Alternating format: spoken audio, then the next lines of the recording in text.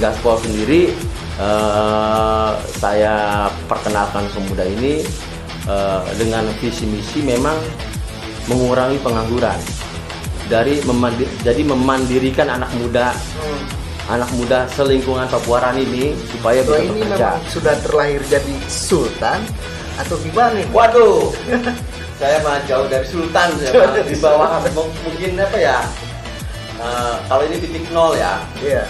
Dan saya pernah di titik terendah. Yang penting kita yakin. Dan satu lagi, kuncinya saya sama orang tua. Itu menurut saya, sama ibu harta itu titipan. Ketika titipan dari Allah itu dititipin ke saya dan saya memang bermanfaat bagi orang sekitar, ya kan? Otomatis istilahnya insya Allah dititipin lebih banyak lagi. Ketua Gerakan Pemuda Sepabuaran Palingpol, selamat datang. Ya, datang. Ketua. Siap. Kita manggilnya ketua aja ya. Iya, silakan mau awal. Kalau saya biasa dipanggilnya awawan. Awawan. Tapi ya silakan lah, bebas lah. Nah, karena ini kan struktur organisasi, Ya. kita panggil ketua aja. Siap. Ketua, beberapa terakhir ini Gaspol turut meramaikan media mainstream di tengah pandemi yang masyarakat ceruk pikuk, susah payah mencari ekonomi. Gaspol datang dengan gerakan sosialnya, memberikan perhatian terhadap masyarakat. Sebenarnya kelahiran Gaspol ini semangatnya untuk apa ini? Jadi Gaspol itu berdiri ya karena satu kejadian di mana satu kejadian itu menggugah hati saya gitu. Menggugah hati saya karena saya di kampung saya sendiri karena kesibukan mungkin ya. Jadi tidak terlalu bermasyarakat gitu. Karena kesibukan paling pulang kerja cuman main juga di depan rumah kan sama anak-anak tetangga gitu kan. Jadi tidak terlalu bergaul bermasyarakat lah. Karena saya rumahnya itu di samping kantor kelurahan. Jadi untuk wilayah yang paling Pabuarannya itu di dalam. Gitu. Paling dalam. Paling dalam. Ya, ada satu kejadian istilahnya itu tentang pembongkaran kolam lele dulu tuh. Berarti lahirnya Gaspol ini dari kolam lele. Ya, ini satu kejadian. Ya, jadi ada satu kejadian di mana pemilik kolam itu membuat si kolam itu membuat karena musim hujan ya. Si kolam lain itu terbangun di solokan rel kereta. Samping rel kereta nih. Jadi samping rel kereta itu akhirnya airnya meluap ke rumah-rumah penduduk. Ya, ada satu saudara saya yang lapor ke saya gitu kan untuk ditindaklanjuti solusinya seperti apa gitu kan. Akhirnya si kolam lele itu saya bayar. Jadi dibeli walaupun itu bukan tanahnya tapi kan ada modalnya gitu kan. Saya beli supaya mau dibongkar. Akhirnya biar nggak banjir lagi tuh. Nah, biar nggak banjir kan. Akhirnya saya panggil anak-anak muda itu. Kebetulan saya waktu itu sama wakil kepala pemuda di situ namanya yang sekarang jadi wakil Gaspol. Namanya Tubagus Subaweh. Namanya Tubagus Subaweh. Saya nyuruh kepala pemuda itu suruh panggil anak-anak, suruh ngebongkar nih. Ya pikiran saya sekedar kolam lele mungkin 10 orang juga udah kebanyakan kali ya untuk ngebongkar itu kan. Ngebongkar. Iya. Pas datang itu ada sekitar 30 sampai 50 orang. Rame-rame. Iya. Sampai akhirnya itu sekalian membersihkan selokan juga akhirnya ujung-ujungnya. Dikira mau bedolan lele kali. Iya. Nah, di situ tuh saya istilahnya tergugah hatinya bahwa di kampung saya sendiri memang penganggur anak-anak muda yang nganggur itu banyak. Dari situ tergugahnya gitu kan. Ya di hari kerja terus di siang hari kalau misalkan mereka kerja nggak mungkin ada gitu. Ini mah ada pada datang kan gitu. Berarti di kampung saya banyak pengangguran lah. Nah dari situ saya tergugah untuk maju sebagai ketua RW. Waktu itu memang momennya pas, sebentar lagi pencalonan RW. Ya. Oke. alhamdulillah ya jadilah gitu ya. Alhamdulillah jadi, alhamdulillah jadi. Terus dan satu kejadian lagi di mana ada satu musola di wilayah yang dekat kolam lele itu di RT 03 itu ada yang bicara ke saya, nunjukin kalau musola itu tidak terawat dan sholat itu kena hujan, bocoran lah. Iya. Di situ saya nggak merasa bangga atau merasa saya ini nyumbang bangga gitu, enggak. Justru saya merasa bersalah. Merasa bersalahnya kenapa? Saya di luaran ya sedikitnya saya sodako untuk musola. Ya kan. Sementara di kampung saya sendiri saya kecolongan gitu. Lupa sama jati diri. Nah, gitu. Harusnya kan prioritas memang kan lingkungan sendiri. Iya. Ya harus prioritas dong gitu. Ini kecolongan saya gitu kan. Akhirnya saya alhamdulillah dengan izin Allah si musola itu saya benahin gitu kan. Benahin semampu saya gitu kan supaya sholat itu menjadi layak lah. Musola itu menjadi layak untuk sholat gitu. Nah, dari situ saya udah nyalon ketua RW, akhirnya jadi. Disitulah di bulan November itu saya memperkenalkan ke warga saya dan anak-anak muda di Pabuaran kalau saya ini membuat organisasi gaspol. Momennya itu pas di Coconut Island. Coconut Island itu tur gaspol pertama itu. Tur gaspol pertama sebagian juga karena itu bagian daripada nazar saya. Nazar saya itu yang belum kesampaian itu salah satunya membawa anak yatim piknik ya ke waterboom, mandi air. Ya kalau misalkan sodako sekedar uang ya siap Jumat makan sudah biasalah gitu kan. Tapi kadang saya suka main ke waterboom dengan anak-anak, saya suka kepikiran, kebayang kalau anak yatim dibawa ke sini gitu kan. Kebayang senangnya kayak gimana sih gitu. Nah bahkan waktu itu ya alhamdulillah saya sampai sempat terharu juga, istilahnya rombongan bus anak yatim di sana itu pas siang hari boro-boro mikirin makan. Itu anak-anaknya langsung mandi. Iya harusnya kan makan dulu kan. Saking senengnya itu ngelihat waterboom ya, jadi langsung mandi gitu kan, nggak mikirin makan, malahan mikirin mandi duluan kan, saking seneng. Karena kan buat mereka mah hal seperti itu suatu yang mungkin ada yang belum pernah gitu kan. Betul. Mungkin ada yang belum pernah ke waterboom gitu. Dan gaspol sendiri saya perkenalkan ke pemuda ini dengan visi misi memang mengurangi pengangguran dari memandirikan anak muda selingkungan Pabuaran ini supaya bisa bekerja. Timbullah program-program usaha UMKM di situ seperti ojek online. Ojek online itu namanya Jackpol.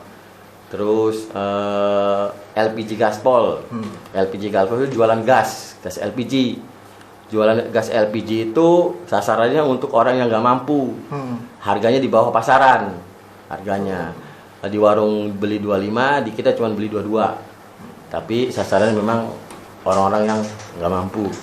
Berarti dari gerakan sosial yang tercurah dari hati sampai membentuk korporat usaha UMKM lah ya? Iya UMKM. Bahkan saya bentuk agensi marketing Gaspol namanya. Kebetulan saya ada 2 perumahan di Kota Serang ya, Drangong Residen dengan Mustika. Saya bentuk agensi ini dinamain Marketing Gaspol. Jadi marketingnya itu dari anak-anak Gaspol. Jadi bukan hanya sebatas mendirikan sebuah organisasi, tapi menciptakan lapangan kerja juga. Ya, itu yang paling penting. Mulia ini.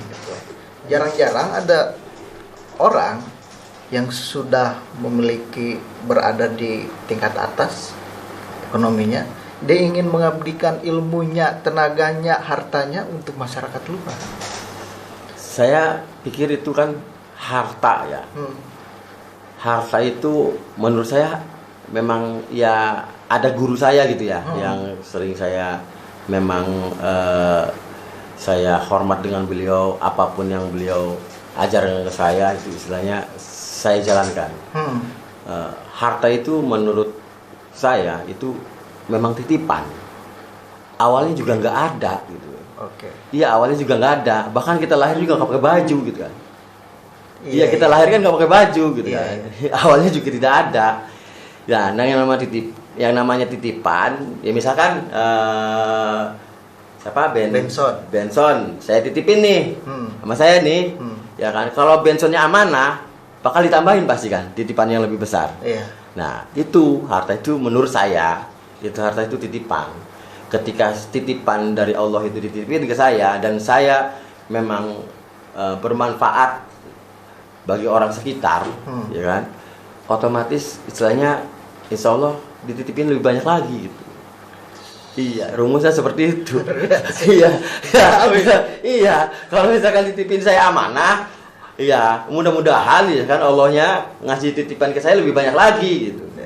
Jadi pakai, dan guru saya pernah ajarkan ke saya ilmu wasilah.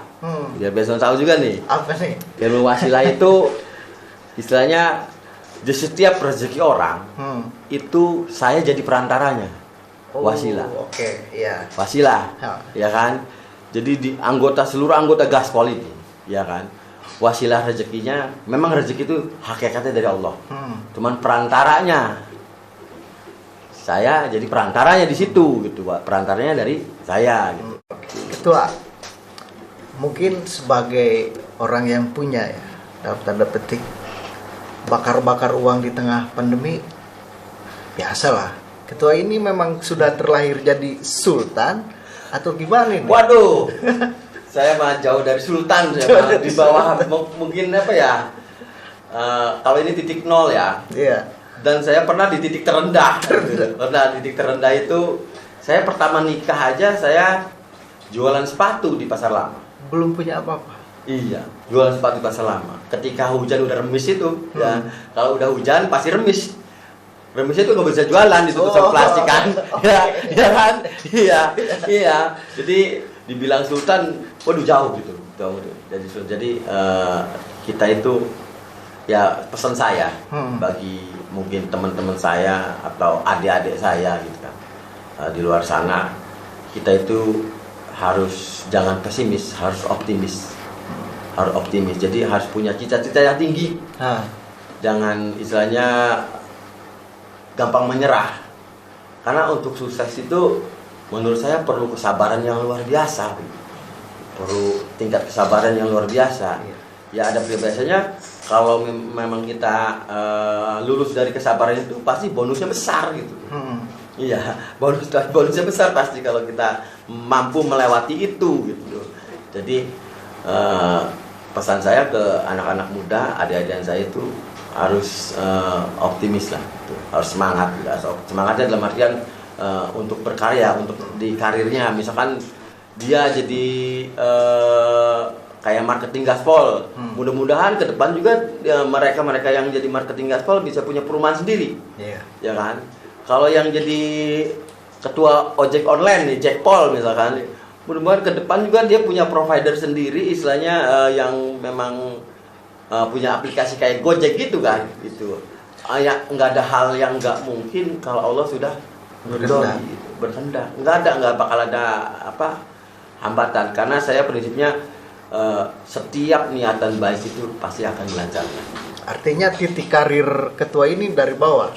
Sangat bawah sekali. Ingat nggak momentum apa yang sampai saat ini mungkin menyakitkan atau kejadian itu membuat motivasi hingga ketua ini menjadi besar seperti sekarang?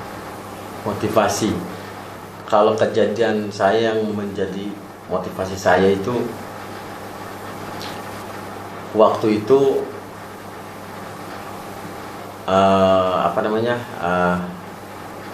waktu itu bukan kejadian ya memang kejadian juga sih.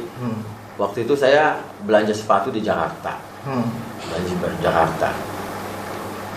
Kalau Jakarta kan mobil mewah udah nggak asing lagi ya. Kalau Jakarta. Saya itu gotong karung sepatu naik flyover itu luar biasa. Itu tahun berapa? Tahun 2003 lah. 2003. Saya nikah 2001. Tahun 2003. Naik flyover itu udah lumayan luar biasa. Udah mah keringetan langsung masuk bus ya kan. Lewat sedan BMW itu, di samping itu saya berangkat, ya Allah gitu tuh ya. Andaikan gitu ya. Andaikan kalau saya naik mobil itu tuh pasti adem amat gitu tuh ya. Kagak ada bus kepanasannya, gak ada AC gitu kan. Ya. Ngiler lah ya. Ya, andaikan gitu. Ya alhamdulillah gitu tuh. Saya sangat bersyukur sekali. Sangat bersyukur sekali. Ya memang menurut saya kunci daripada hidup ini pertama niatan baik, kedua istilahnya mau berbagi. Karena prinsipnya saya punya prinsip itu satu kebaikan akan dibalas 1000 kebaikan. Yang penting kita yakin. Dan satu lagi kuncinya sayang sama orang tua, terutama ibu. Oke. Terutama ibu. Kata guru saya, ridhonya ibu tuh ridhonya Allah, ya kan. Tapi ketika badan kita sendiri kotor, ya, itu seperti layaknya sinar matahari yang menembus kaca di pagi hari. Ya, nah, jadi kalau misalkan kacanya itu kotor, ya sinarnya juga tembusnya nggak full gitu kan. Kalau banyak kotoran di jendela kan sinarnya nggak full. Betul. Ya, tapi kalau kacanya bersih, pasti tembus cahaya ke dalam. Artinya cahaya itu Hati simbolis kita. hati. Kaca itu hati kita. Cahayanya doa. Cahayanya doa. Berarti kehidupan dan karir ketua sampai saat ini tidak bisa lepas dari sosok seorang ibu. Oh, harus. Harus.